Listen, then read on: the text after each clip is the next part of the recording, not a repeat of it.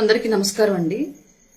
సహజంగా ఎప్పుడైతే రోజా గారు బయటకు వస్తారో అప్పుడప్పుడు మాలాంటి వాళ్ళం బయటకు రావాల్సిన అవసరం అయితే వస్తూ ఉండేది డెఫినెట్గా.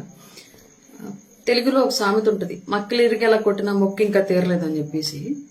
అలాగే రోజా గారికి అండ్ రోజా గారు సపోర్ట్ చేస్తున్న జగన్మోహన్ రెడ్డి గారికి అండ్ ఆ పార్టీ వైఎస్ఆర్సీపీ పార్టీకి పవన్ కళ్యాణ్ గారు నిజంగానే అధికారం అనేటువంటి అహంకారాన్ని ఇరగదీసి మరి కూర్చోబెట్టినా సరే ఇంకా వీళ్లలో ఉన్నటువంటి అహంకారం ఏమాత్రం ఇంకా చావలేదని చెప్పుకోవడానికి ఈ రోజు ఆవిడ మాట్లాడినటువంటి కొన్ని మాటలు, ఈ రోజు కాదు నిన్న మాట్లాడినట్టుంది, కొన్ని ఉదాహరణగా చెప్పుకోవచ్చు. డెఫినెట్లీ ఆవిడ చాలా అంటే చాలా జోకులు వేసింది. అందరూ దాన్ని సీరియస్ గా తీసుకుని మా వాళ్ళు సీరియస్ గా రెస్పాండ్ అవుతున్నారు కానీ ఆవిడ కామెడీ చేసింది. నవ్వడం అలవాటు చేసుకోవాలి మనం. అంటే కామెడీ సెన్స్ ఆఫ్ హ్యూమర్ ని మనం గ్రహించుకోగలిగేటువంటి శక్తిని మనం పెంపొందించుకోవాలనేటైతే రోజా గారి మాటలు విన్నాక అర్థమైంది మాకు క్లియర్లీ. ఆవిడేం మాట్లాడిందంటే, వైఎస్ఆర్సీపీ పార్టీ ఒక ఎమోషన్ నుంచి పుట్టినటువంటి పార్టీ అంట, ప్రజల కోసం ప్రజల్ని కాపాడుకోవడానికి పుట్టినటువంటి పార్టీ అంట.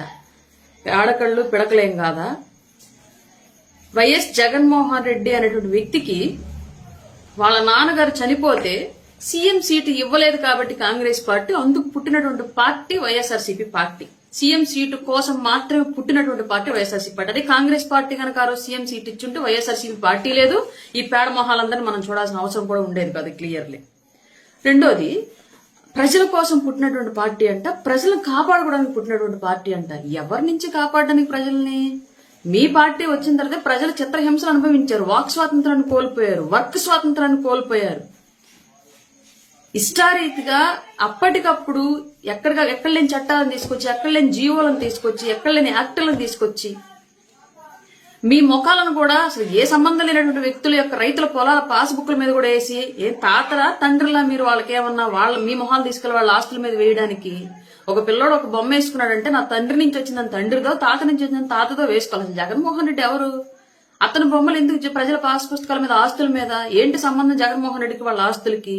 ఇలాంటి దౌర్భాగ్య పనులన్నీ చేస్తా ఉంటే ప్రజలు, మీరు పీడిస్తా ఉంటే ప్రజల్ని, మీ నుంచి ఈరోజు కూటమి ప్రభుత్వం ప్రజలను కాపాడింది. పెద్ద పెద్ద కామెడీ మాటలు మాట్లాడి మేము నవ్వలేనటువంటి కామెడీలు వేస్తే మేము అది అర్థం చేసుకోవడానికి టైం పడుతున్నాం మాకు క్లియర్లీ.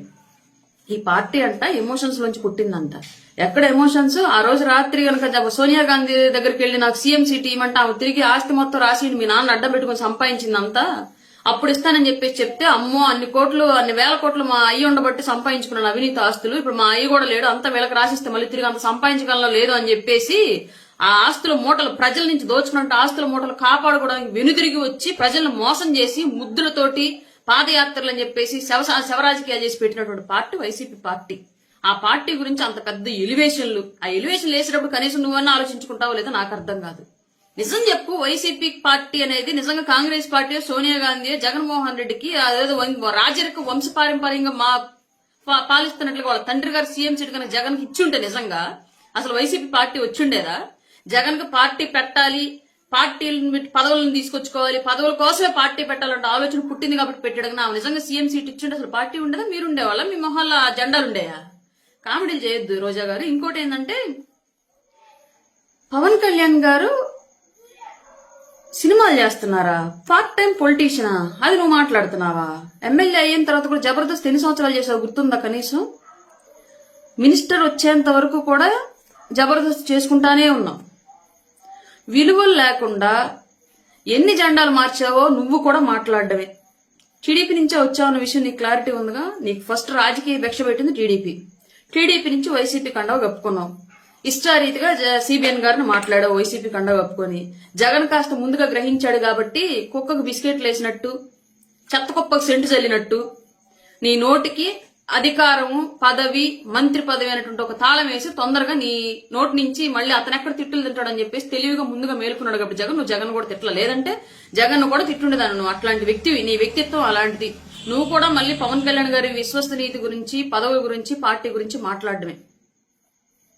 ఇంకొక కామెడీ ఏందో చేసింది, కుటుంబం వచ్చి ప్రచారం చేసిందా? జబర్దస్త్ ఆర్టిస్టులు వచ్చి ప్రచారం చేశారా? ఏ వైసీపీకి చేయలేదా?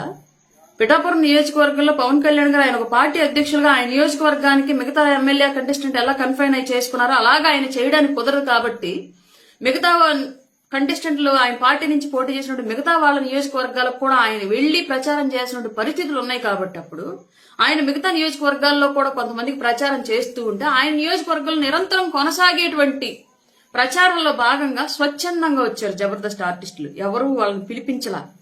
మీ కనుక ఆలీని, పోసాని కృష్ణమురళిని వీళ్ళందరం తీసుకొచ్చి పెయిడ్ అమౌంట్ పే చేసి పిలిపించుకొని ప్రచారం చేయించారు కదా. అలాగా జబర్దస్త్ ఆర్టిస్టులు ఎవరికి కూడా డబ్బులు ఇచ్చి పిఠాపురం నియోజకవర్గానికి పిలిపించలా.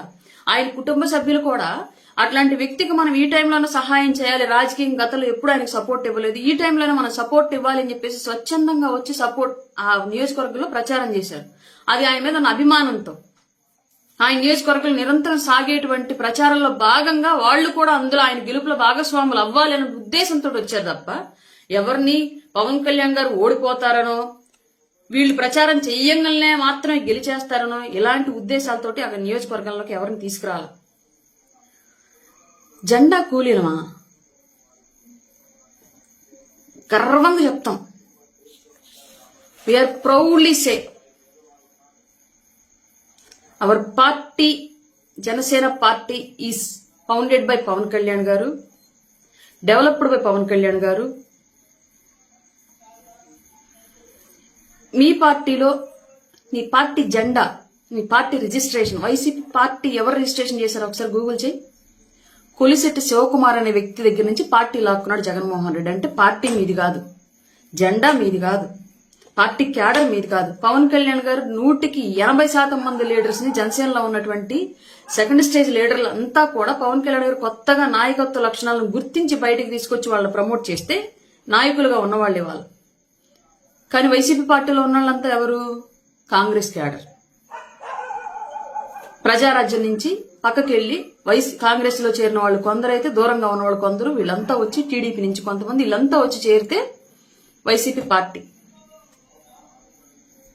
నువ్వు పార్టీ గురించి అసలు మాట్లాడచ్చా? మేము జెండా గర్వంగా చెప్తాం. ఈ భుజాల మీద జెండా ఎందుకు మోస్తున్నామంటే రాష్ట్రం కోసం మోస్తున్నాం మేము 100% అని గర్వంగా చెప్తాం.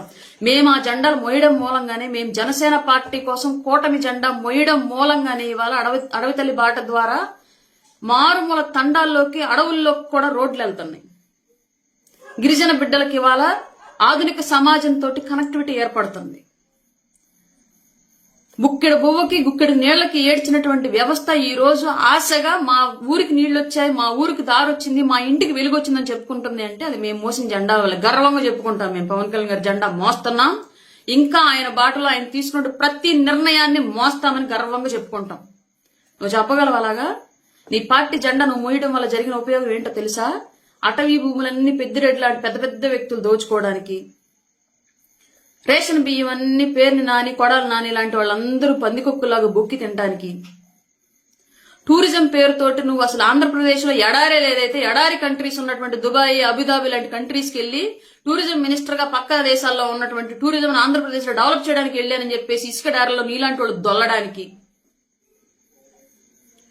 ఇంకా చాలా మంది 1-2 కాదు, ద్వారంపూడి చంద్రశేఖర్ రెడ్డి లాంటి వాళ్ళంతా ఎక్స్పోర్ట్ మాఫియాకి అడుగులు వేయడానికి, సపోర్ట్ చేయడానికి, ఇలా ఒకళ్ళు కాదు 2 కాదు, రాష్ట్ర వ్యాప్తంగా ఉన్నటువంటి సోకాల్డ్ జగన్మోహన్ రెడ్డి బినామీలంతా కూడా రాష్ట్రాన్ని దోచుకోవడానికి నువ్వు జెండా మోసావు, నువ్వు కండువా మార్చావు.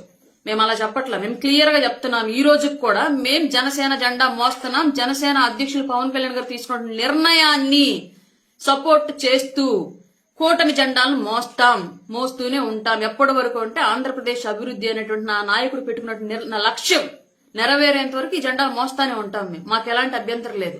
పదవులు, అధికారాలు ఇవన్నీ మాకు సెకండరీ. మాకు ఫస్ట్ ప్రయారిటీ రాష్ట్ర అభివృద్ధి. దీని గురించే మా నాయకుడు పాటుపడుతున్నాడు. దీని గురించి మేము ఆయన జెండాలు మోస్తున్నామని గర్వంగా చెప్పుకుంటాం. నీకు ఆ ధైర్యం ఉందా? పార్టీ, వైసీపీ పార్టీ నీ నాయకుడు పెట్టింది కాదు. నువ్వు మార్చిన కండువా, నువ్వు మోసే జెండా నీకు సంబంధం లేని విషయం. నువ్వు చేసినటువంటి పాలనలో అందరూ ప్రజలు దోచుకున్న వాళ్ళు తప్ప మాలాగా ప్రజలకు పెట్టిన వాళ్ళు ఎవరూ లేరు. పల్లె పండుగ పేరుతోటి పంచాయతీరాజ్ వ్యవస్థ వాళ్ళ దేశంలోని నంబర్ 1 పొజిషన్ లో ఉంది అంటే అది పవన్ కళ్యాణ్ గారి వల్ల ఉంది. నీ నాయకుడు వల్ల అయిందా? నీ గవర్నమెంట్ టైంలో పంచాయతీరాజ్ వ్యవస్థ వల్ల అయిందా? పంచాయతీరాజ్ మినిస్టర్ వల్ల అయిందా? నీ వల్ల అయిందా? ఈ మాటలన్నీ మనం పాలన పరంగా మాట్లాడుకుంటే చాలా పిన్ టు పిన్ మాట్లాడతాం. కానీ వ్యక్తిగతంగా వెళ్ళామనుకో, మేము చాలా వ్యక్తిగతంగా వెళ్లాల్సి వస్తుంది. మమ్మల్ని ఆపుతున్నారు కాబట్టి ఆగుతున్నాం. ఆ విషయం మీకు అర్థం అవట్లా. మీకు మాకు తేడా ఉండాలి అని మా నాయకుడు ఒక లైన్ తీశాడు. ఆ లైన్ అలాగే మెయింటైన్ చేసుకుంటూ వెళుతున్నాం మేము. మరీ మీరు లైన్ క్రాస్ అయి మాట్లాడితే కొన్నిసార్లు మేము మా నాయకుడి మాట కూడా వినకుండానే కొంత బుద్ధి చెప్పాల్సిన పరిస్థితి అయితే డెఫినెట్ గా వస్తుంది. అంత దూరం తెచ్చుకోవద్దని చెప్పేసి అయితే గౌరవ రోజా గారికి చెప్తున్నాం ఈ విషయం క్లియర్లీ. మేము మోసే జెండా వల్ల ఇవాళ 6,000 మంది పోలీసు నియామకాలు జరిగాయి. మేము మోసిన జెండా వల్లే డిఎస్సి ఉద్యోగులకి డిఎస్సి నోటిఫికేషన్ బట్టి టీచర్ల నియామకం జరిగింది.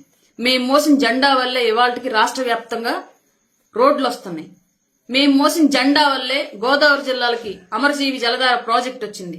మేము మోసిన జెండా వల్లే రాజధానికి వాళ్ళు నిధులు వచ్చాయి, మళ్లీ పునఃప్రారంభం జరిగింది. మేము మోసిన జెండా వల్లే పోలవరం ప్రాజెక్టు పూర్తవబోతుంది. మేము మోసిన జెండా వల్లే రైల్వే లైన్ కంప్లీట్ అవుతుంది. మేము మోసిన జెండా వల్లే విశాఖకు పెద్ద ఎత్తున గూగుల్ డేటా సెంటర్లు వచ్చాయి.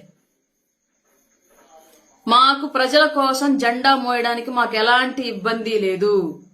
మా జెండాను చూసి మీరు వణికిపోతున్నారు కాబట్టే మా కూటమి ఎజెండా మీకు భవిష్యత్తులో నిద్ర పట్టకుండా చేసేది, అధికారంలోకి రాకుండా చేసేది, మీ జెండాని గొయ్యి తీసి కప్పెట్టిద్ది కాబట్టే మీకు మా జెండా చూస్తే భయం, మేమంటే భయం. కార్యకర్తలకు ఉపయోగం లేదానే? ఉపయోగం లేదు మీకెవడు చెప్పాడు? మాకేం పవన్ కళ్యాణ్ గారు పార్టీలోకి వచ్చినప్పుడు మీకు పదవులు ఇస్తాను, మీకు ఆస్తులు ఇస్తాను, మీకు పనులు ఇస్తాను అని చెప్పి తీసుకురాలా. మాకు క్లియర్ గా చెప్పాడు. నా వెంట నడిచి వ్యవస్థ కోసం పోరాడాలనుకున్న వాళ్ళు నాతో రండి, నేను తీసుకున్న నిర్ణయాన్ని సమర్థిస్తూ నా అడుగుల్లో అడుగులు వేయండి, ఈ వ్యవస్థను మారుద్దాం, సోషల్ ఇంజనీరింగ్ చేద్దాం, రాజకీయాల మార్పు తీసుకొద్దాం, మనం నిజాయితీగా ఉండి నలుగురు నిజాయితీగా ఉండాలని కోరుకుందాం, పదవులు డబ్బులు ఇవ్వలేను కానీ పేరు ఇస్తాను, ఆత్మ సంతృప్తి ఇస్తానని చెప్పేసి పార్టీ జెండా పట్టిన రోజు చెప్పాడు. అవన్నీ చెప్పే మాతో జెండా పట్టించాడు. ఇవాళకి ఆయన జెండాని ఎజెండాని గర్వంగా ఈ గుండెల మీద ఈ భుజాల మీద మోయడానికి సిద్ధంగా ఉన్నాం. నీ సలహాలు మాకు అక్కర్లా, మీ బోడి సలహాలు. ఛాలెంజ్లు చేయడం ఏంటి? తాతలు దిగి రావాలా వైసీపీ పార్టీ అనేది లేకుండా చేయడానికి? ఇదే అసెంబ్లీ గేట్ దొక్కనీయకుండా చేస్తానని చెప్పేసి ఎట్లాంటి నోటుతొత్తర ఛాలెంజ్లు చేస్తేనే గేట్ ఎక్కడ ఉందని దూరం నుంచి చూసేటువంటి అవకాశం కూడా లేని సిచ్యువేషన్ లోకి వెళ్ళిపోయావు. నీ నాయకుడేమో నా వెంట్రుకలు బేకలేరు అంటే ఉన్నాయన్ని బీకి 11 ఎంటికలు మిగిల్చారు నెత్తిన. అసలు ఆ జగన్ ఓటమికి కారణం నీ నోరు కూడా ఒకటి. ఆ విషయం తెలుసుకుంటే ఫస్ట్ ఆ జగన్ అయినా నీ నోటికి తాళాలేస్తాడు, లేదంటే నీకు ఇంకా భ్రష్టు పెట్టిపోద్ది ఆ పార్టీ. కనీసం ఆ 11 సీట్లు కూడా వచ్చే సిచ్యువేషన్ ఉండదు డెఫినెట్ గా. అది అర్థం చేసుకుంటే బెటర్ కనీసం నువ్వు. ఎందుకో మిగతా మహిళా లీడర్లను చూస్తే అంత కోపం ఈ స్థాయిలో నాకు రాదు, కానీ జనరల్ గా ఎవరైనా సరే ఎదిగే క్రమంలో చాలా కష్టపడి ఉంటారు అన్నటువంటి సింపతి ఉంటుంది నాకు చాలా వరకు. మిమ్మల్ని చూస్తే రోజా గారు ఎందుకో తెలియదు కానివ్వండి, మీ హావభావాల, మీ భాష, లేదంటే మీరు గతాన్ని మరిచి గురిగింజ మాటలు మాట్లాడుతుంటారు చూసారా, అట్లాంటి చూడడం వల్ల ఏమో తెలియదు కానీ రెస్పెక్ట్ ఇద్దామన్నా సరే ఒకసారి రావట్లే. ఎందుకో తెలియదు. కొంచెం మీరు అది ఎందుకనేది మీరన్నా మార్చుకుంటే మేము మాట్లాడి ట్రై చేస్తాం. ఇంకొకసారి మీ పార్టీ గురించి మీరు పట్టించుకోండి, కానీ మా పార్టీ గురించి, మా జెండాల గురించి, మా విషయాల గురించి మీరు మీ సింపతి మాకు అక్కర్లేదు దయచేసి. మీ పార్టీ ఇప్పుడు అదప్పాతలను తొక్కేశాడు పవన్ కళ్యాణ్ గారు. కనీసం లేచి నిలబడ్డానికని ట్రై చేయండి, గెలవటం సంగతి దేవుడు. ఇంకోటి ఏదో అన్నారు, మటన్ కొట్టు మస్తాన్ లాగా మక్కిలరు కొడతానని చెప్పేసి అంటారన్నారా? మరి రప్ప నరగడం తప్పేంటి? ఆ మాట తప్పేంటి అన్నటువంటి జగన్మోహన్ రెడ్డికి ఎందుకు వర్తించేలాగా చేయలేదు నువ్వు ఈ మాట? అంటే జగన్మోహన్ రెడ్డి తలకాలు తీయడానికి పుట్టాడన్న ఫీలింగ్ అనేది, రప్ప నరగడానికి పుట్టాడన్న ఫీలింగ్ అనేది. మటన్ కొట్టు మస్తానని చెప్పేసి పవన్ కళ్యాణ్ గారిని అంత తేలిగ్గా మాట్లాడగలిగింది నువ్వు. ఇదే మాట ఒకసారి జగన్మోహన్ రెడ్డికి అప్లై చేసుకో, అప్పుడేం చేద్దాం? ప్రజల కోసం పుట్టిన పార్టీ అంట, కష్టపడితే పుట్టిన పార్టీ అంట. గాడిది గుడ్డేం కాదు. వైఎస్ఆర్ రాజశేఖర రెడ్డి అకాల మరణం చెందితే సీఎం సీటు కోసం పుట్టిన పార్టీ అయినా ప్రజలు నమ్మేటట్టుగా లేరని చెప్పేసి వివేకానంద రెడ్డి గారిని అకారణంగా గొడ్డల పోటుతో చంపేస్తే ఎక్స్పాండ్ అయినటువంటి పార్టీ. అన్యం పుణ్యం తెలియనటువంటి కోడికత్తి సీని 4 ఏళ్ల పాటు లోపల పెట్టి హింసిస్తా ఉంటే డెవలప్ అయినటువంటి పార్టీ. ఎవరో ముక్కు మొహం తెలియనటువంటి వ్యక్తి రిజిస్టర్ చేసినటువంటి పార్టీ వైసీపీ పార్టీ. ఏదో సామి చెప్పినట్టు గురిగింజ నలిపారు కదంటే మీ పార్టీ గురించి మీరు మాట్లాడుకోవడం చేత కాదు, కానీ పక్క వాళ్ళ పార్టీ గురించి తగ్గ మాట్లాడడానికి వచ్చేసింది అమ్మ తగుదనంట.